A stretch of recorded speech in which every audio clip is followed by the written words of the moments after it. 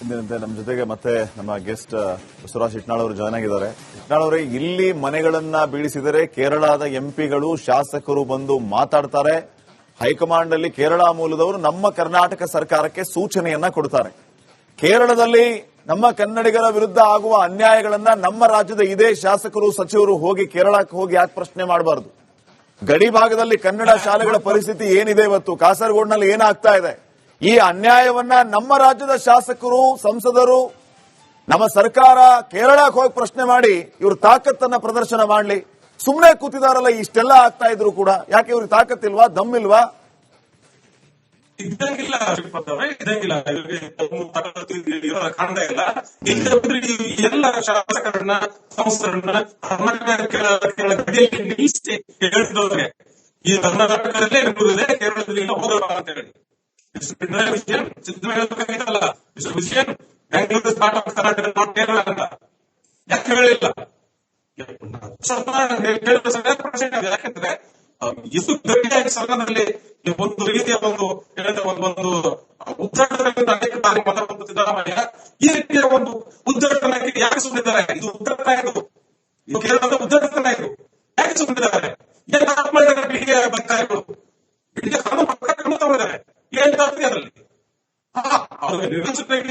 ಅನೇಕ ಕಲ್ಪಿಸಿಕೊಳ್ಳುವ ಇತ್ಯಾದಿಗಳನ್ನ ಅಲ್ಲಿ ನಿರ್ದೇಶಕರಿದ್ದಾರೆ, ನಮ್ಮ ಸ್ಥಳೀಯ ರಾಜಕಾರಣಿಗಳಿದ್ದಾರೆ, ಅಲ್ಲಿ ಇದ್ದಾರೆ.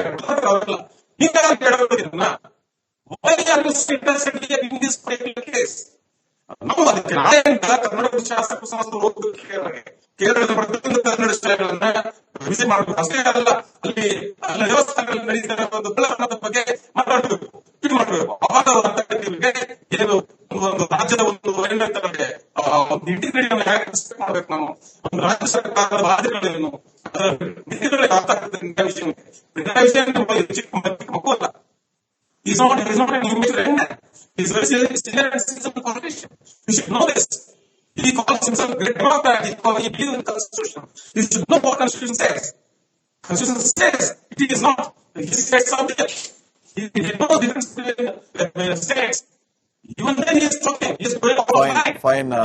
ಇಟ್ನಾಳ್ ಸರ್, ಥ್ಯಾಂಕ್ ಯು ನಿಮ್ಮ ಮಾಹಿತಿಗಾಗಿ, ಜೊತೆಗೆ ನಿಮ್ಮ ಅಭಿಪ್ರಾಯಕ್ಕೆ ಧನ್ಯವಾದ. ಇಂದಿನಂತೆ ನಮ್ಮ ಜೊತೆಗೆ ಮತ್ತೆ ನಮ್ಮ ಗೆಸ್ಟ್ ಬಸವರಾಜ್ ಇಟ್ನಾಳ್ ಅವರು ಜಾಯ್ನ್ ಆಗಿದ್ದಾರೆ. ಇಟ್ನಾಳ್ ಅವರೇ, ಇಲ್ಲಿ ಮನೆಗಳನ್ನ ಬೀಳಿಸಿದರೆ ಕೇರಳದ ಎಂಪಿಗಳು ಶಾಸಕರು ಬಂದು ಮಾತಾಡ್ತಾರೆ. ಹೈಕಮಾಂಡ್ ಅಲ್ಲಿ ಕೇರಳ ಮೂಲದವರು ನಮ್ಮ ಕರ್ನಾಟಕ ಸರ್ಕಾರಕ್ಕೆ ಸೂಚನೆಯನ್ನ ಕೊಡ್ತಾರೆ. ಕೇರಳದಲ್ಲಿ ನಮ್ಮ ಕನ್ನಡಿಗರ ವಿರುದ್ಧ ಆಗುವ ಅನ್ಯಾಯಗಳನ್ನ ನಮ್ಮ ರಾಜ್ಯದ ಇದೇ ಶಾಸಕರು ಸಚಿವರು ಹೋಗಿ ಕೇರಳಕ್ಕೆ ಹೋಗಿ ಯಾಕೆ ಪ್ರಶ್ನೆ ಮಾಡಬಾರದು? ಗಡಿ ಭಾಗದಲ್ಲಿ ಕನ್ನಡ ಶಾಲೆಗಳ ಪರಿಸ್ಥಿತಿ ಏನಿದೆ ಇವತ್ತು, ಕಾಸರಗೋಡಿನಲ್ಲಿ ಏನಾಗ್ತಾ ಇದೆ, ಈ ಅನ್ಯಾಯವನ್ನ ನಮ್ಮ ರಾಜ್ಯದ ಶಾಸಕರು ಸಂಸದರು ನಮ್ಮ ಸರ್ಕಾರ ಕೇರಳಕ್ಕೆ ಹೋಗಿ ಪ್ರಶ್ನೆ ಮಾಡಿ ಇವ್ರ ತಾಕತ್ತನ್ನ ಪ್ರದರ್ಶನ ಮಾಡಲಿ. ಸುಮ್ಮನೆ ಕೂತಿದಾರಲ್ಲ, ಇಷ್ಟೆಲ್ಲ ಆಗ್ತಾ ಇದ್ರು ಕೂಡ ಯಾಕೆ ಇವ್ರಿಗೆ ತಾಕತ್ತಿಲ್ವಾ, ದಮ್ಮಿಲ್ವಾ? ಇದ್ದಂಗಿಲ್ಲ ಇದ್ದಂಗಿಲ್ಲ ಕಾಣ್ತಾ ಇಲ್ಲ. ಎಲ್ಲ ಶಾಸಕರನ್ನ ಸಂಸ್ಥರನ್ನ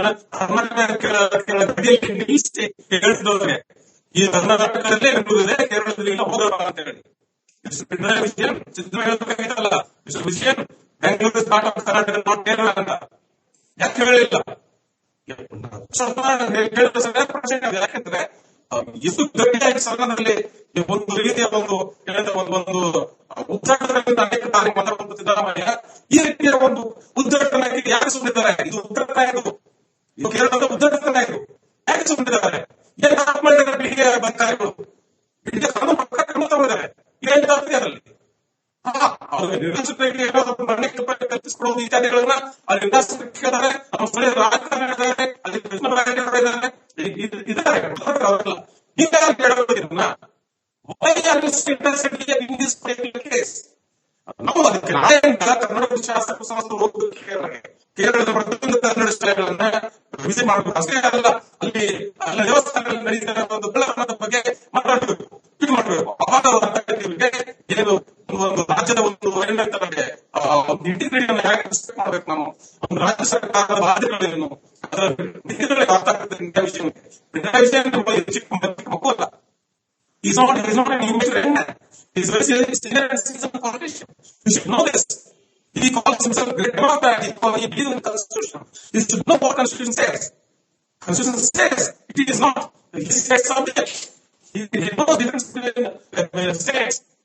Even then he is talking. He is going offline. Fine Hitnal sir, thank you ನಿಮ್ಮ ಮಾಹಿತಿಗಾಗಿ, ಜೊತೆಗೆ ನಿಮ್ಮ ಅಭಿಪ್ರಾಯಕ್ಕೆ ಧನ್ಯವಾದ. ನಮ್ಮ ಜೊತೆಗೆ ಮತ್ತೆ ನಮ್ಮ ಗೆಸ್ಟ್ ಬಸವರಾಜ್ ಹಿಟ್ನಾಳ್ ಅವರು ಜಾಯ್ನ್ ಆಗಿದ್ದಾರೆ. ಹಿಟ್ನಾಳ್ ಅವರೇ, ಇಲ್ಲಿ ಮನೆಗಳನ್ನ ಬೀಳಿಸಿದರೆ ಕೇರಳದ ಎಂಪಿಗಳು ಶಾಸಕರು ಬಂದು ಮಾತಾಡ್ತಾರೆ. ಹೈಕಮಾಂಡ್ ಅಲ್ಲಿ ಕೇರಳ ಮೂಲದವರು ನಮ್ಮ ಕರ್ನಾಟಕ ಸರ್ಕಾರಕ್ಕೆ ಸೂಚನೆಯನ್ನ ಕೊಡ್ತಾರೆ. ಕೇರಳದಲ್ಲಿ ನಮ್ಮ ಕನ್ನಡಿಗರ ವಿರುದ್ಧ ಆಗುವ ಅನ್ಯಾಯಗಳನ್ನ ನಮ್ಮ ರಾಜ್ಯದ ಇದೇ ಶಾಸಕರು ಸಚಿವರು ಹೋಗಿ ಕೇರಳಕ್ಕೆ ಹೋಗಿ ಯಾಕೆ ಪ್ರಶ್ನೆ ಮಾಡಬಾರದು? ಗಡಿ ಭಾಗದಲ್ಲಿ ಕನ್ನಡ ಶಾಲೆಗಳ ಪರಿಸ್ಥಿತಿ ಏನಿದೆ ಇವತ್ತು, ಕಾಸರಗೋಡಿನಲ್ಲಿ ಏನಾಗ್ತಾ ಇದೆ, ಈ ಅನ್ಯಾಯವನ್ನ ನಮ್ಮ ರಾಜ್ಯದ ಶಾಸಕರು, ಸಂಸದರು, ನಮ್ಮ ಸರ್ಕಾರ ಕೇರಳಕ್ಕೆ ಹೋಗಿ ಪ್ರಶ್ನೆ ಮಾಡಿ ಇವ್ರ ತಾಕತ್ತನ್ನ ಪ್ರದರ್ಶನ ಮಾಡಲಿ.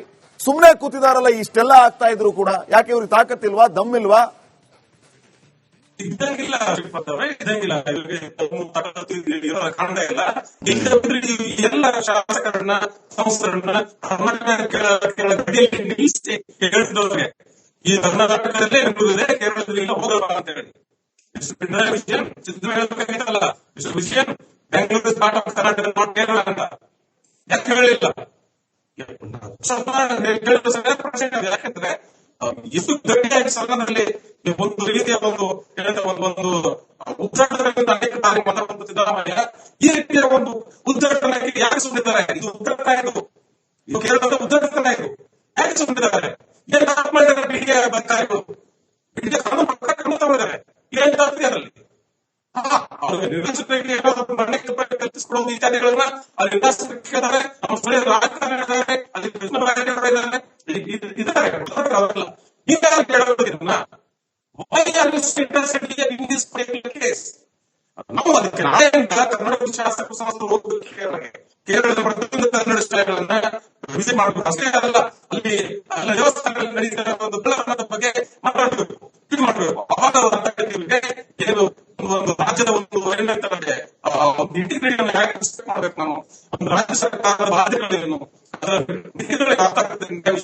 ಪಿಣರಾಯಿ ವಿಜಯನ್ ಮಕ್ಕಳು ಅಲ್ಲ. He's not an immigrant. He's very senior citizen politician.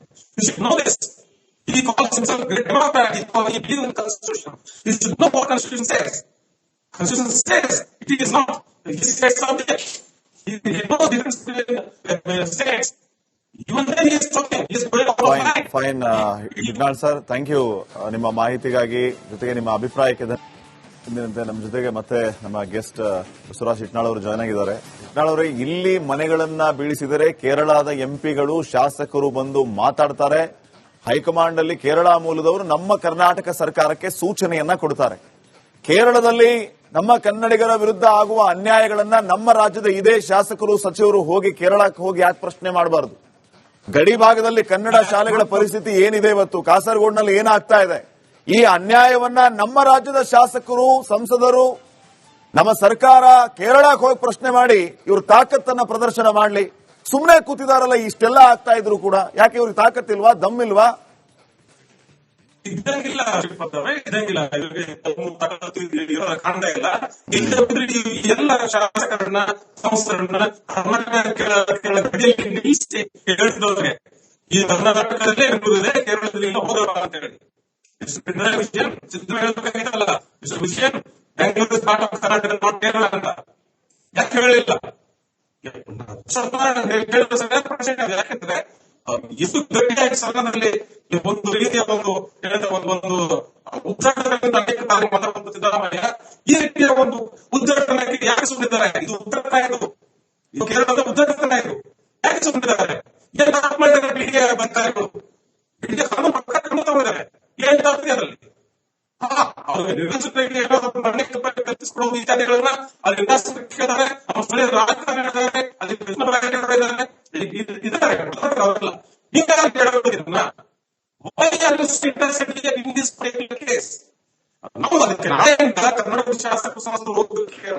ಕೇರಳದ ಪ್ರತಿಯೊಂದು ಕನ್ನಡ ಸ್ಥಳಗಳನ್ನ ವಿಸಿಟ್ ಮಾಡಬೇಕು. ಅಷ್ಟೇ ಅಲ್ಲ, ಅಲ್ಲಿ ದೇವಸ್ಥಾನಗಳಲ್ಲಿ ನಡೀತಿರೋ ಒಂದು ಬೆಳವಣಿಗೆ ಬಗ್ಗೆ ಮಾತಾಡಬೇಕು, ಇದು ಮಾಡಬೇಕು. ಅವಾಗ ಏನು ಒಂದು ರಾಜ್ಯದ ಒಂದು ಏನಂತಾರೆ ಒಂದು ಇಂಟಿಗ್ರೇಷನ್ ಹೇಗೆ ರೆಸ್ಪೆಕ್ಟ್ ಮಾಡ್ಬೇಕು, ನಾವು ಒಂದು ರಾಜ್ಯ ಸರ್ಕಾರದ ಬಾಧ್ಯತೆಗಳೇನು, ಅದರ ಮಿತಿಗಳಿಗೆ ಅರ್ಥ ಆಗುತ್ತೆ.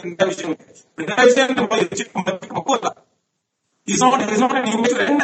He's very senior citizen politician. You should know this. He calls himself great democrat. He believes in constitution. He should know what constitution says. Constitution says it is not his state subject. He knows the difference between states. Even then he is talking. He is going all fine fine. Fine Hitnal sir, thank you ನಿಮ್ಮ ಮಾಹಿತಿಗಾಗಿ, ಜೊತೆಗೆ ನಿಮ್ಮ ಅಭಿಪ್ರಾಯಕ್ಕೆ